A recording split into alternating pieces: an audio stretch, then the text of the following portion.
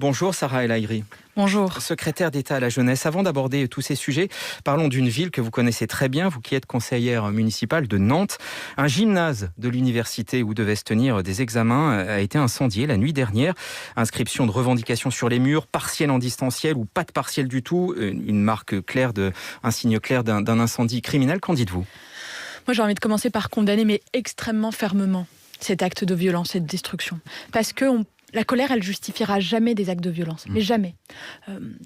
Là, le fait qu'il y ait eu un incendie dans ce gymnase, eh bien, c'est des parcelles qui vont être bousculées, parce que c'est une organisation entière qui est bousculée. C'est des étudiants qui ne vont pas retrouver cet espace alors qu'ils en ont besoin. Moi, je pense aux étudiants qui ont préparé ces parcelles. Je pense au corps universitaire qui l'a préparé.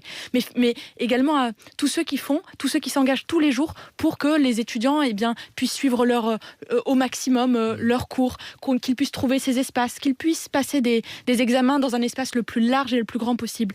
Jamais aucune colère ne justifiera un acte de violence. Et donc c'est pour ça que c'est une condamnation extrêmement ferme. Y a-t-il un sujet sur la sécurité à Nantes ? On a vu les manifestations violentes il y a quelque temps maintenant, à l'époque des manifestations contre la loi travail.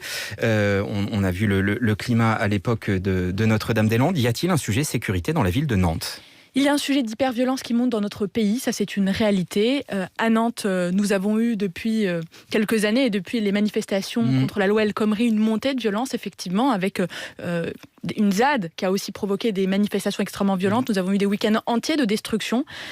Mais on ne se résigne pas. On ne se résigne pas parce que nous souhaitons garder notre ville calme. Nous luttons. Il y a un renforcement très fort grâce à l'engagement du ministère de l'Intérieur de renforts de policiers. Il y a un équipement en termes de caméras pour outiller. Il y a également le recrutement de policiers municipaux. On ne se résignera pas et nous ne tolérerons pas et nous n'habituerons pas à cette violence. Je crois que le projet est essentiel est là parce que, en tant que Nantais, on tient à notre centre-ville, on tient à notre qualité de vie et on continuera à s'engager pour ne jamais s'habituer à cette violence. Est-ce que